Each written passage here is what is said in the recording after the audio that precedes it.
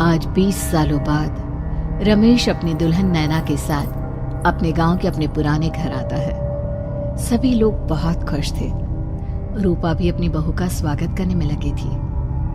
पर ये क्या, रूपा जैसे ही अपनी बहू की आरती उतारने जाती है, अचानक से तेज हवाएं चलने लगती है। घर की लाइट चली जाती है और आरती का थाल का दीपक बुझ जाता है। माँ, ये सब क्या हो रहा है?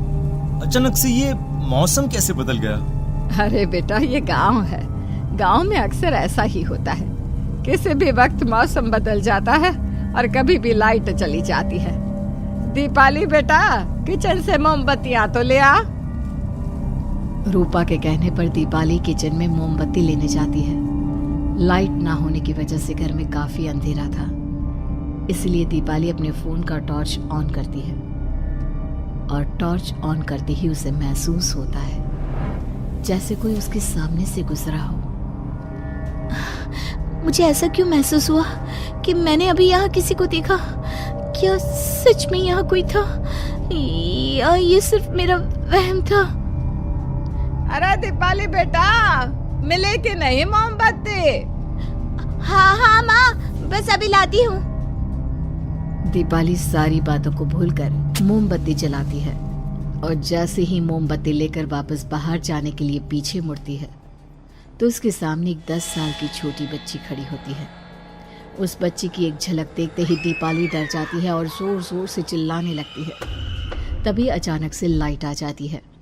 दीपाली की आवाज सुनकर शंकर और छोटा भाई पवन उसके पास पहुंचते हैं। क्या हुआ दीपावली बेटा? पापा, मैंने किसी को देखा। दीदी यहाँ पर कोई नहीं है। अंधेरे में वहम हुआ होगा आपको। अब चलो, दरवाजे पर भैया भाभी कब से खड़े हैं। दीपाली भी इसे अपना एक वहम समझकर सबके साथ बाहर चली जाती है, जहां वो लोग अपनी भाभी का स्वागत करते हैं। नैना अपने पैरों से कलश को गिराकर थाल में पैर रखती है और घर के अंदर जाती है। सब घर के अंदर चले जाते हैं। भाभी, मैं आपकी ननद नहीं, आपकी छोटी बहन और फ्रेंड की तरह हूँ। इसलिए कभी भी आपको ये लगे कि भैया आपको सता रहे हैं तो आप उनकी शिकायत मुझसे कर देना। भाभी भैया की शिकायत करे या ना करे, पर मुझसे और माँ से तेरी शिकायत जरूर करेगी। सभी आपस में बैठकर हंसी मजाक कर रहे थे। नैना भी घूंघट किए अपने बिस्तर पर बैठी थी। वो सब आपस में बात कर ही रहे होते हैं कि तभी उन्हें एक अजीब डरावनी आवाज सुनाई देती है और कमरे की खिड़की अपने आप ही खुल जाती है। मुझे इसीलिए गांव पसंद नहीं। गांव में ऐसी ही डरावनी आवाजें आती हैं। मैंने तो सुना है गांव में बहुत सारे भूत भी होते हैं और इस मौसम को पता नहीं क्या हो रहा है। मुझे तो बहुत डर लग रहा है। मैं तो अपने कमरे में जा रही हूँ सोने। बाय भाभी, हम कल बात करेंगे। अब सब अपने कमरे में सोने चले जाते हैं। नैना अपने कमरे में बिल्कुल अकेली थी। कुछ देर बाद रमेश अपने कमरे में आता है और देखता है कि नैना खिड़की के पास खड़ी होकर बाहर की ओर एक टक नजरें लगाकर देख रही थी। क्या हुआ नैना? बाहर क्या देख रही हो? मैं बाहर का मौसम देख रही हूँ रमेश जी। इस मौसम को देखकर ऐसा लग रहा है जैसे आज कोई अपना बदला लेने के लिए आया है। तुम क्या बोल रही हो? मेरी कुछ समझ में नहीं आ रहा। और वैसे भी रात काफी हो चुकी है, अब हमें भी सो जाना चाहिए। चलो। इतना बोलकर रमेश सोने के लिए बिस्तर पर लेट जाता है, पर नैना अब भी खिड़की के पास ही खड़ी होती है। रमेश के सो जाने के बाद नैना अपनी सास के कमरे में जाती है और अपनी सास के पास बैठकर रोने लगती है, जिसे सुन सास की नींद खुल जाती है। बहू, अरे क्या हुआ बहू? तू इतनी रात को यहाँ मेरे कमरे में बैठकर रो क्यों रही है? मम्मी जी, आपने मुझे क्यों नहीं अपनाया? आपको पता है, आपकी वजह से मुझे और मेरे परिवार वालों को गांव वालों के कितने ताने सुनने पड़े। तू मेरी बहू नहीं है? कौन है तू? मम्मी जी, मैं आप ही की बहू हूँ। आपने मुझे अब भी नहीं पहचाना? इतना बोलते ही नैना की आंखें लाल हो जाती हैं। वो जोर जोर से हंसने लगती है। मौसम का रुख बदल जाता है। कमरे की खिड़कियां और दरवाजे अपने आप ही खुलने और बंद होने लगते हैं। देखते ही देखते नैना हवा में उड़ने लगती है और वो अपनी आंखों के इशारे से अपनी सांस को भी हवा में लटका देती है। तेरी वजह से मुझे और मेरे घर वालों को ताने सुनने पड़े। तूने जो पाप किया है, तुझे उस पाप की सजा मिलेगी और अब तेरी इस गलती की सजा तेरा पूरा परिवार भुगतेगा। इस तरह से नैना बड़ी ही बेरहमी से अपनी सास को मार डालती है और आराम से अपने कमरे में जाकर सो जाती है। अगली सुबह जब घर वालों को कमरे में रूपा की लाश मिलती है तो उन लोगों के पैरों तले जमीन खिसक जाती है। कल तक माँ बिल्कुल ठीक थी, फिर अचानक ऐसा क्या हुआ रात को कि माँ हम सबको छोड़कर चली गई।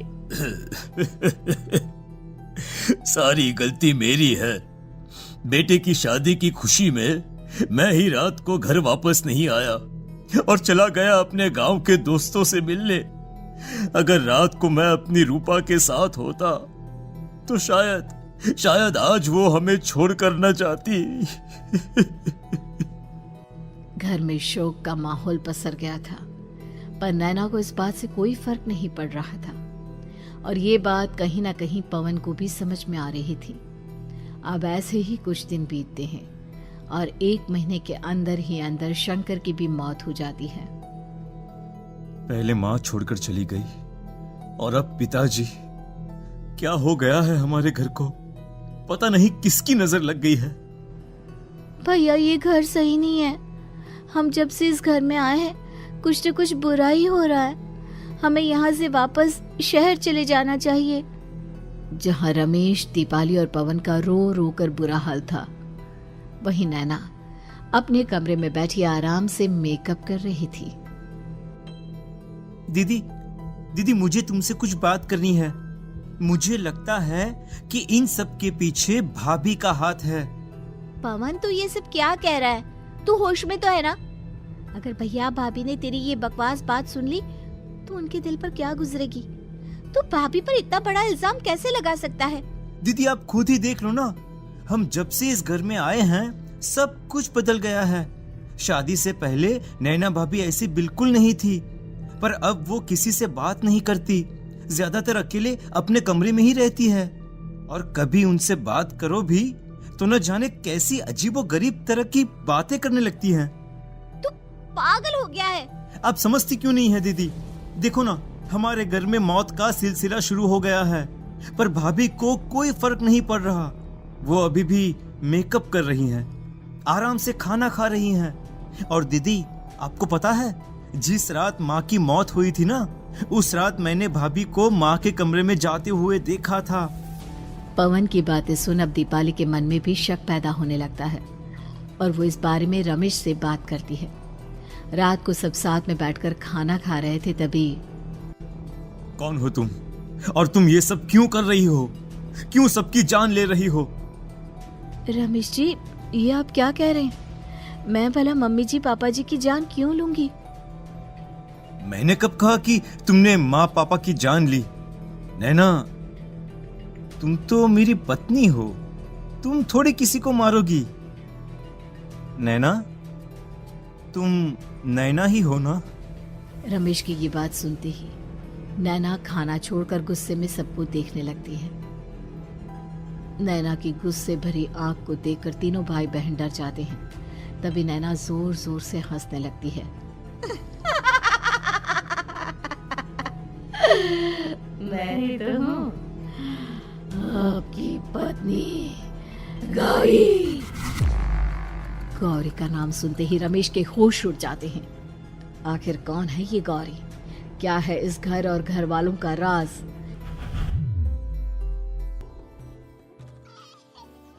हमारे दोनों बच्चे एक साथ कितने अच्छे लग रहे हैं ना?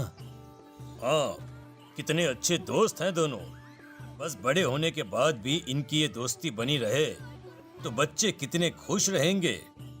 मैं क्या सोच रहा था कि क्यों ना हम अपनी दोस्ती को रिश्तेदारी में बदल दें। मैं अपने बेटे रमेश की शादी तेरी बेटी गौरी से करना चाहता हूँ। इस तरह हमारे बच्चे भी हमेशा साथ रहेंगे और हमारी दोस्ती भी रिश्तेदारी में बदल जाएगी। शंकर की इस बात से उसके दोस्त को बहुत अच्छा लगता है और वो अपनी बेटी की शादी रमेश से करवाने के लिए तैयार हो जाता है। बहुत जल्द दोनों परिवार मिलकर बचपन में ही रमेश और गौरी की शादी करा देते हैं। अरे शंकर, अपने बच्चों की शादी करवा कर हमने अपनी दोस्ती को रिश्तेदारी में बदल तो लिया, पर मैं चाहता हूँ कि अपनी गौरी का गौना 2 साल बाद करूँ, ताकि वो थोड़ी समझदार हो जाए। अरे हाँ हाँ दोस्त, बिल्कुल, अब हमें कोई दिक्कत नहीं है। इसी तरह समय बीतने लगता है। समय के साथ शंकर का कारोबार तरक्की पकड़ लेता है और 2 साल बाद शंकर अपने पूरे परिवार के साथ शहर में शिफ्ट होने की तैयारी कर लेता है। जब ये खबर उसके दोस्त को पता चलती है तो वो शंकर से बात करने उसके घर जाता है। शंकर, 2 साल पूरे हो चुके हैं और अब तू शहर भी जाने वाला है। मैं सोच रहा था कि तेरे शहर जाने से पहले गौरी का गौना कर दूं, ताकि तू अपनी बहू को अपने साथ लेकर जा सके। ये तो कैसी बातें कर रहा है? रिश्तेदारी बराबरी वालों से होती है, और वैसे भी अब मेरा बेटा या मेरा परिवार कोई भी इस रिश्ते को नहीं मानता। ये तू कैसी बातें कर रहा है दोस्त? जब हमने अपने बच्चों की शादी करवाई थी तब हम दोनों ही एक बराबर थे। पिछले 2 साल में तेरा कारोबार थोड़ा सा अच्छा क्या चल गया तो पुराने रिश्ते ही तोड़ देगा। देख भाई, ऐसा मत कर। अगर तूने मेरी बेटी को अपनी बहू के रूप में नहीं अपनाया तो कोई भी मेरी बच्ची से शादी नहीं करेगा। अरे उसकी जिंदगी बर्बाद हो जाएगी। यार देख, वैसे भी बाल विवाह तो कानून मान्यता नहीं देता, फिर मैं कैसे दे दूं?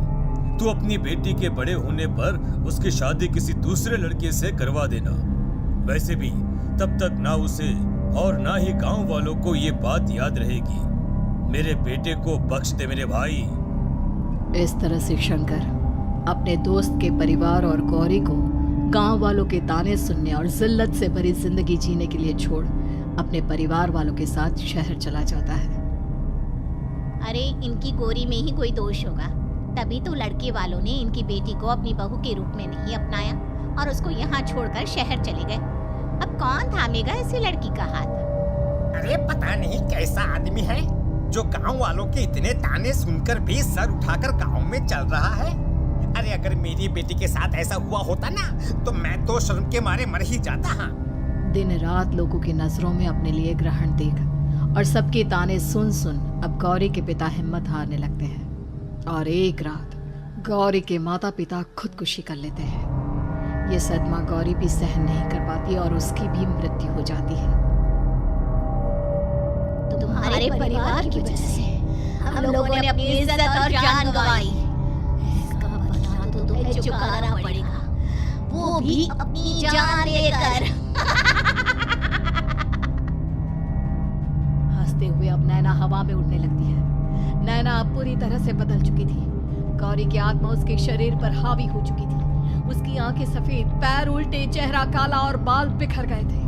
अब गौरी अपनी शैतानी शक्तियों से घर के हर कोने को अपने काबू में कर लेती है और सीधी दीवार पर जाकर चिपक जाती है। मुझे अपना बदला चाहिए। बदला लूंगी मैं तुम सबको खत्म कर दूंगी। गौरी इतनी तेज चिल्ला रही होती है कि उसकी आवाज से घर के सारे कांच टूट जाते हैं। सामान इधर उधर गिरने लगता है और ये सब देखकर तीनों भाई बहन के होश उड़ जाते हैं। बचाओ, भागो। उन तीनों को अपनी जान बचाने के लिए यहाँ से वहां भागता देख गौरी जोर जोर से हंसने लगती है। तभी दीपाली घर से बाहर निकलने लगती है, जिसे देख गौरी गुस्से में अपनी शक्तियों से तुरंत घर का दरवाजा बंद कर दीपाली को हवा में उड़ा देती है।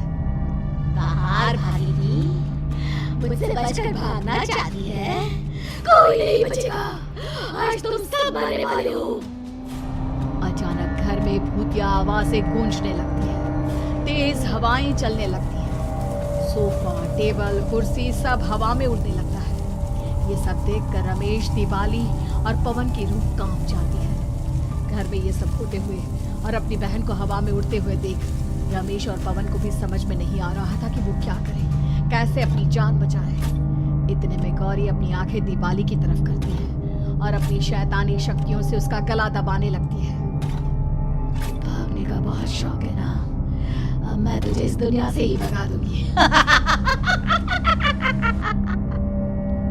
इतना बोलकर गौरी दीपाली को उठाकर फेंक देती है और दीपाली दीवार से टकराकर नीचे गिर जाती है। दीपाली के पूरे शरीर में चोट के निशान होते हैं और वो उठ भी नहीं पाती। दोनों भाई भागते हुए अपनी बहन के पास जाते हैं। ये तो बस शुरुआत है, मैं तुम तीनों को तड़पा कर मारूंगी। अरे अरे पर हमने क्या किया है? हम तीनों भाई बहन तो निर्दोष हैं। गलती तो हमारे माता पिता ने की थी और उन्हें तुम पहले ही मार चुकी हो, फिर हमारे पीछे क्यों पड़ी हो? पवन के इतना बोलते ही गौरी एक हवा के झोंके की तरह उसके पास आती है और उसका गला पकड़कर उसे हवा में उठा देती है और रमेश को गुस्से भरी नजरों से देखती है। गलती मेरे परिवार की नहीं थी, पर सबको मरना पड़ा। मैं किसी को नहीं छोड़ूंगी। गौरी पवन को हवा में उछाल देती है, जिस पर कमरे की छत से टकराकर जमीन पर आकर वो गिरता है। उसके सर और शरीर पर जगह जगह चोट लग जाती है और खून बहने लगता है, जिसे देख अब रमेश से चुप नहीं रहा जाता। गौरी, तुम्हारा गुनहगार मैं हूँ। तुम्हारी शादी मुझसे हुई थी। अगर तुम्हें बदला चाहिए तो मुझसे लो। मेरे भाई बहन को छोड़ दो। तुम मुझे मार दो। मरना तो सबको पड़ेगा। अरे पर इसमें उन दोनों की कोई गलती नहीं है। प्लीज, मैं मानता हूँ कि तुम और तुम्हारे परिवार के साथ जो कुछ भी हुआ वो गलत था, पर गौरी, मैं प्लीज मेरे भाई बहन को छोड़ दो। उन्हें तो इस बात के बारे में कुछ भी पता नहीं है। उनका इस सबसे कोई लेना देना नहीं है। तुम और तुम्हारा परिवार यही चाहता था ना कि मैं तुम्हें अपना लूं। उस समय मैं बच्चा था। मेरे पास इतनी समझ नहीं थी, पर आज मैं तुम्हें तुम्हारे इसी रूप में अपनाता हूँ। मेरे साथ जो करना है कर लो, बस मेरे भाई बहन की जान बख्श दो उनकी जान। रमेश की ये बात सुनकर गौरी का गुस्सा थोड़ा शांत होता है। ठीक है, मैं तुम्हारे भाई बहन को नहीं मारूंगी, पर तुम्हें मरना होगा और तुम्हारी आत्मा को मेरे साथ शादी करनी होगी। मुझे मंजूर है। अब रमेश गौरी के साथ छत पर जाता है और छत से नीचे कूद जाता है। रमेश के मरते ही गौरी उसकी आत्मा को अपने साथ ले जाती है और इस तरह से रमेश खुद मरकर अपने भाई बहन को बचा लेता है। अगर आपको हमारी कहानियाँ पसंद आए, चैनल को सब्सक्राइब करें और बेल आइकन दबाना बिल्कुल मत भूलें। वीडियो को ज्यादा से ज्यादा दोस्तों के साथ शेयर करें।